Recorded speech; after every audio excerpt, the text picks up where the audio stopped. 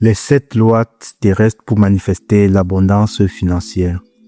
Bonjour les semblables, bienvenue dans ce nouvel épisode sacré du podcast où l'on plonge au cœur de l'aliment entre la terre et l'abondance. Aujourd'hui, je t'invite à explorer un enseignement fondamental, profond et trop souvent oublié. Aujourd'hui, nous allons parler des 7 lois terrestres qui gouvernent la manifestation réelle de l'abondance dans notre vie. Car manifester l'abondance n'est pas qu'une affaire de pensée positive, de loi d'attraction ou de visualisation. C'est un art sacré d'incarnation, un enrichissement spirituel dans les lois universelles, mais puissantes qui régissent notre réalité matérielle. Ces lois sont comme des racines d'un arbre, invisibles mais parfois indispensables. Ces lois rédient ton âme au sol fertile de la terre-mère pour que les désirs les plus profonds deviennent des fruits, des récoltes et des bénédictions tangibles. Dans ce podcast, je vais te dévoiler les 7 secrets et les 7 clés vibratoires, des principes concrets sacrés et activables, des lois qui agissent dans l'ombre de ton quotidien, des révélations puissantes pour reprendre ton pouvoir de créateur ancré. Donc prépare-toi à un voyage d'éveil, de réalignement et d'activation. L'abondance n'est pas un miracle réservé aux autres. Elle est un droit divin et terrestre à la fois, et toi aussi, tu as droit aussi à vivre l'abondance financière, l'opulence financière et la liberté financière. Donc je t'invite à t'installer, respire profondément et laissons la sagesse de la terre à travers moi nous rappeler comment matérialiser l'invisible dans la beauté du concret. Donc la première loi que je vais aborder ici, c'est la loi de l'ancrage et de l'incarnation. Il faut savoir que sur cette terre, rien ne se manifeste dans la matière si tu n'es pas pleinement présent dans la matière. C'est une loi fondamentale. Sans elle, aucune autre loi ne fonctionne. Tu peux méditer, visualiser, prier, répéter 1000 affirmations, mais tant que tu n'es pas vraiment descendu dans ton corps, dans la matière, dans l'instant, l'abondance reste une idée suspendue dans les limbes. Cette loi ne te dit pas qu'une chose simple, mais puissante. Tu ne peux pas recevoir ce que ton corps n'est pas prêt à contenir. Et ton corps ne peut contenir la bénédiction que si tu y habites entièrement. Donc l'abondance demande de l'ancrage, de la chair, du temps et du souffle. Pourquoi? Parce que manifester, c'est faire passer l'énergie du subtil vers la densité, puisque c'est pourquoi nous sommes là et pourquoi nous sommes réincarnés. Du rêve vers la forme, de la lumière vers la structure. Et cela exige que tu sois présent, enraciné, habité dans ton corps, sur la terre, dans ton incarnation. Trop de personnes aujourd'hui veulent manifester depuis le plan supérieur, canaliser les forces supérieures, mais leur âme n'est pas totalement descendue dans leurs pieds. Elles parlent d'abondance, mais fuient l'humanité, coupent les relations avec les autres, fuient leur corps, leur rythme, leur réalité terrestre. Écoute bien ceci, plus tu es enraciné, plus tu es en connexion avec la terre, plus l'énergie circule, plus tu habites ton hara, qui est le centre vital sur le nombril. Tu habites ton bassin, tes jambes et tes racines énergétiques dans la terre. Plus tu actives les cycles de réception, de matérialisation et de fertilité. C'est dans le bas du corps que la manifestation s'incarne. Pas dans la tête, pas dans le ciel, mais dans la chair. Pour chaque loi, je vais te donner une clé pratique d'activation qui va te permettre d'intégrer complètement la loi. Donc, pour la première loi, voici ce que tu peux pratiquer chaque jour pour activer la loi d'ancrage. En numéro 1, tu peux respirer. Respiration, tu peux utiliser une respiration consciente vers le bas. Donc, tu inspires par le nez et tu expires dans ton ventre, ton bassin, jusqu'à sentir tes jambes, autant pour moi. En numéro 2, tu peux faire une marche consciente pieds nus, si possible, dans la nature ou sur un sol solide, en visualisant des racines qui descendent de tes pieds jusqu'à dans le centre de la terre. En 3, tu peux avoir une connexion avec ta nourriture. Pour cela, mange en conscience, Mange des aliments denses et des aliments denses enracinants tels que les légumes, des racines, des céréales complètes, des lentilles, etc. Appelle ton âme à descendre dans ton corps. Je t'appelle, présence divine, à descendre dans ma matière, que mon corps devienne temple vivant de ton abondance. Rappelle-toi, ce n'est pas toi qui vas chercher l'abondance, c'est elle qui cherche un corps prêt à la recevoir. Soit ce corps, soit ce canal, soit cette aile fertile. Nous allons passer à la deuxième loi, qui est la loi de la clarté d'intention. Ce que tu veux doit être limpide. L'univers ne répond pas à ce que tu dis, mais à la clarté vibratoire de ce que tu es. Il ne lit pas tes pensées comme des mots, il ressent la fréquence qui s'en dégage. Et si ta fréquence est confuse, contradictoire ou floue, alors la réponse sera floue, déformée, retardée ou absente. Beaucoup de personnes veulent plus d'argent, mais quand tu leur demandes combien exactement, pourquoi faire, dans quel délai, avec quelle émotion, elles ne savent pas. Elles veulent, mais elles ne clarifient pas. Et pire encore, elles veulent de l'argent, mais elles ont peur de ce que cet argent représente. Elles désirent l'abondance, mais elles ont honte d'en parler. Elles demandent un changement, mais ne savent pas s'y engager. C'est comme appuyer sur l'accélérateur et le frein en même temps. L'univers, lui, entend que tu choisisses une seule route. La clarté d'intention, un laser énergétique. Elle perce la densité, elle traverse des blocages, elle donne une direction cohérente à ton champ vibratoire. Il faut une intention floue. C'est comme dire à un GPS, amène-moi quelque part. Une intention claire, c'est je vais à Paris, je vais au Cameroun, au 3e arrondissement, rue de la Paix, à 14 heures, pour signer mon contrat des rêves. Tu vois la différence. L'univers aussi agit pareil. Clé pratique pour activer cette loi universelle. Donc pour ça, premièrement, tu prends une feuille, tu écris tes désirs de façon ultra précise, pas en mode rêve flou, mais comme une commande sacrée.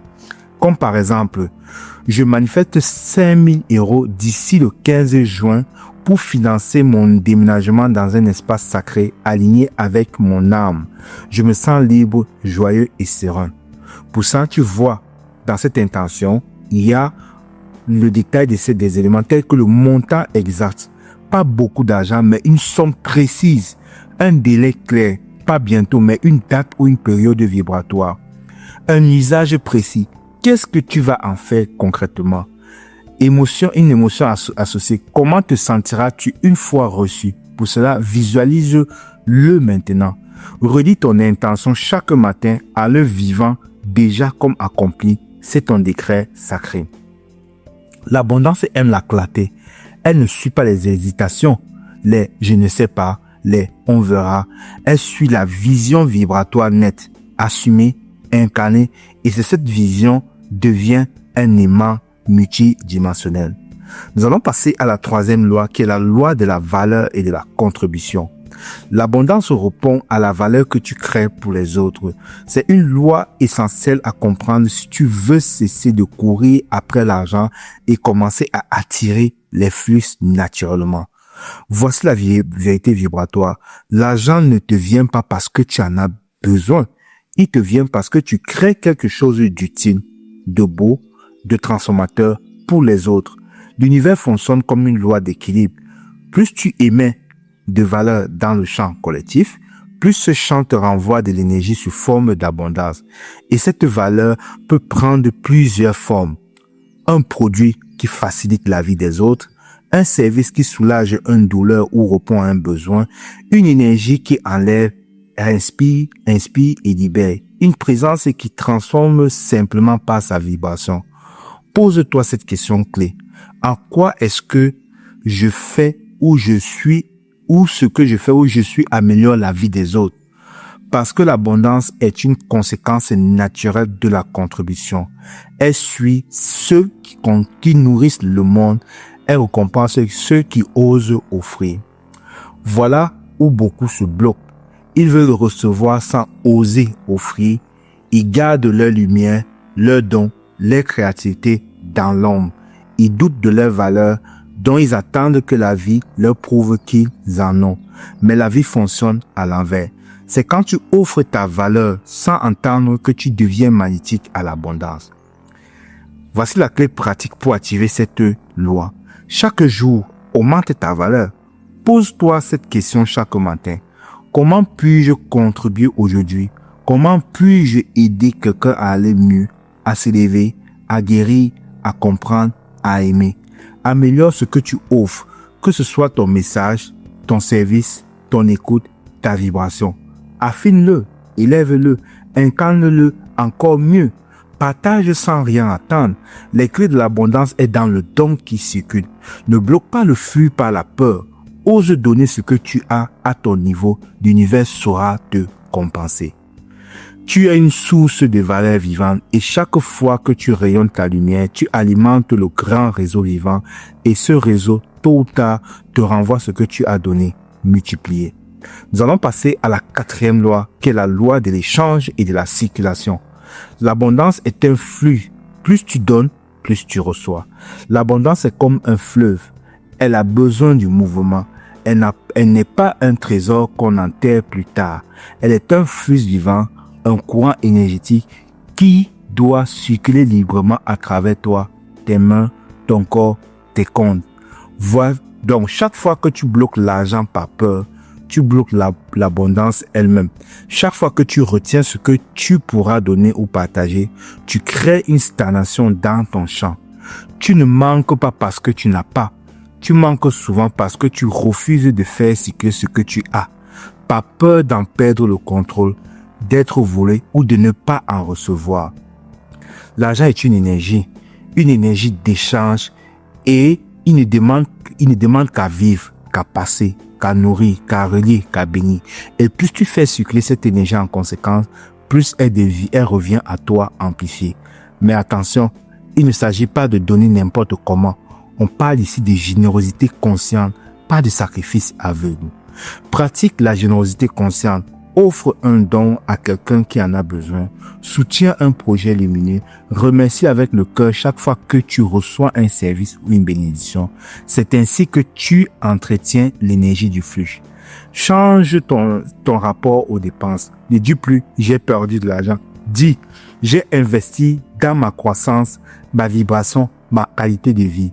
Même acheter un repas peut être un acte d'abondance s'il est fait avec gratitude. Parce que le service que tu reçois, c'est abondant, ça va t'apporter une plus-value. Donc, visualise-toi comme un canal sacré. Chaque euro que tu donnes revient vers toi, sous une forme ou une autre, parce que tu nourris le vivant. Ce que tu fais circuler active la loi de la compensation cosmique. Ceux qui bloquent le flux par peur de manquer vivent le manque. Mais ceux qui donnent avec foi, discernement et joie activent l'expansion, car l'univers aime les cœurs ouverts et les mains libres. L'abondance n'est pas une possession, c'est une danse vibratoire. Donne, reçoit, transmet, fait circuler, soit le pont, soit le canal, soit le souffle. Nous allons passer à la 5e loi, qui est la loi de la responsabilité créatrice. Tout ce que tu vis est le fruit de tes propres créations. Je dis bien, tout ce que tu vis est le fruit de tes propres créations, conscientes ou inconscientes. Tu es l'architecte de ta réalité. Chaque expérience, chaque circonstance de ta vie financière actuelle est le reflet de ce qui vit en toi, dans tes pensées, dans tes croyances, dans ton inconscient, dans ton héritage familial et karmique. L'abondance ne se manifeste pas par hasard. Elle se manifeste par résonance. Et pour changer ta réalité extérieure, tu dois reconnaître que tu es un co-créateur et non une victime. Cette loi demande ta souveraineté totale. Elle te dit, cesse de blâmer le gouvernement, tes parents, ton passé, ton ex, ton karma, la société. Parce que tant que tu rejettes la responsabilité en dehors de toi, tu abandonnes ton pouvoir créateur. Tu attends une autorité extérieure pour te libérer. Mais la liberté commence quand tu reconnais. Oui, j'ai créé ça. Même si c'était inconscient, même si ça ne me plaît pas, maintenant, je peux la changer.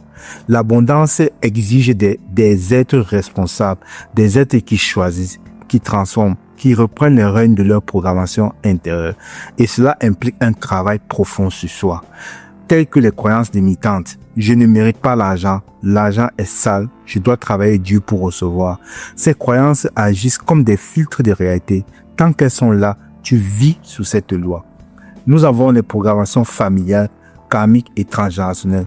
Tu portes peut-être des mémoires de dette, de faillite, de pauvreté, de vœux de chasteté ou d'humilité excessive.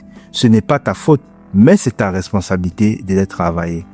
Pour cela, fais une liste de toutes les croyances que tu as sur l'argent. Sois brut, sois vrai avec toi. Écris tout ce que tu penses en profondeur, sans filtre. Puis demande-toi d'où ça vient. Est-ce à moi? Est-ce que je veux encore y croire? Ce simple exercice peut transformer ton champ énergétique. Travaille ta purification, la purification de ton inconscient à travers les rituels de libération karmique, des méditations de transmutation familiale ou des soins énergétiques multidimensionnels. Adopte chaque jour un mantra de responsabilité. Tu peux te répéter chaque matin: je suis le créateur conscient de ma réalité. Je libère le passé. Je choisis maintenant l'abondance alignée à ma vraie nature. La responsabilité n'est pas une punition, c'est une libération. Elle te rend puissant, libre, souverain et abondante. Et l'abondance aime les êtres souverains. Nous allons passer maintenant à la 6e loi, la loi du travail aligné, c'est-à-dire des efforts sacrés. L'abondance matérielle demande un effort intelligent, discipliné et aligné. Sur cette terre, rien ne descend sans mouvement. Tu peux être connecté au plan spirituel les plus élevés, mais tant que tu ne poses pas d'action concrète, organisée, persistante, il ne se passera rien de tangible. Parce que l'univers t'envoie l'énergie, mais c'est toi qui dois l'ancrer, la structurer, la faire vivre dans la matière. Le travail, quand il est aligné à ta mission, devient un acte sacré. Il n'est plus une souffrance ou une punition, mais une danse entre toi et la création. Chaque action posée avec conscience devient un pas vers la matérialisation de ton abondance. Le problème, c'est que beaucoup veulent l'abondance sans construire la structure. Beaucoup veulent les fruits sans cultiver le jardin. Ou ils plantent une graine, puis changent de champ, de métier, d'idée, avant même que le fruit n'ait germé. L'univers répond à la persistance, à la rigueur, à la constante. Elle ne répond pas à la dispersion, au papillonnage, à l'indiscipline vibratoire. Pour cela, structure tes projets, note ce que tu veux créer, découpe ton objectif en étapes concrètes, utilise un planning, un carnet sacré, un tableau, donne une forme claire à ta vision. Travaille chaque jour avec rigueur et constante, même si ce n'est que 30 minutes. Reste fidèle à ton engagement. C'est l'accumulation vibratoire quotidienne qui active le champ de manifestation. Choisis un domaine et reste-y. Ne saute pas de projet à un autre. Reste fidèle à ton art, ton service, ta voix, le temps, la graine, le temps que la graine prenne racine et porte ses fruits. L'abondance récompense l'endurance sacrée. Pour cela, je te propose un mantra que tu peux réciter pour pouvoir ancrer cette énergie. Je suis fidèle à ma mission. Je travaille avec amour, rigueur éclatée. Je construis un temple sacré où l'abondance peut descendre. L'abondance ne tombe pas du ciel. Elle descend dans les mains de ceux qui bâtissent un réceptacle solide. Ton travail, quand il est aligné, devient un canal sacré par lequel l'univers manifeste ses bénédictions. Nous allons passer maintenant à la 7e et la dernière loi de notre podcast. Il s'agit de la loi de la persévérance temporelle. Le temps terrestre obéit à la loi de la gestation. Et cette loi est cruciale parce que beaucoup d'âmes brillantes, talentueuses et inspirées abandonnent trop tôt. Tout sur terre fonctionne par cycle. La nature ne crée rien en claquement de doigts. Regarde une graine. Elle est d'abord plantée. Elle entre dans la sécurité de la terre. Elle germe lentement. Elle pousse vers la lumière et enfin elle donne ses fruits. Tu ne peux pas s'aimer aujourd'hui et récolter demain. Tu ne peux pas changer de projet tous les 3 mois et espérer que l'univers t'honore. L'univers manifeste dans la matière par la foi, la constante et le temps. Beaucoup confondent guidance divine et impatience humaine. Ils disent, si c'était vraiment aligné, ce serait facile. Mais ce n'est pas vrai. Parfois, ce qui est sacré te demande justement de traverser des épreuves initiatiques. Le test n'est pas dans la réussite rapide. Il est dans la capacité à rester aligné, même quand rien ne bouge. Abandonner trop tôt, c'est arracher la graine avant la récolte. Et c'est ce que beaucoup font.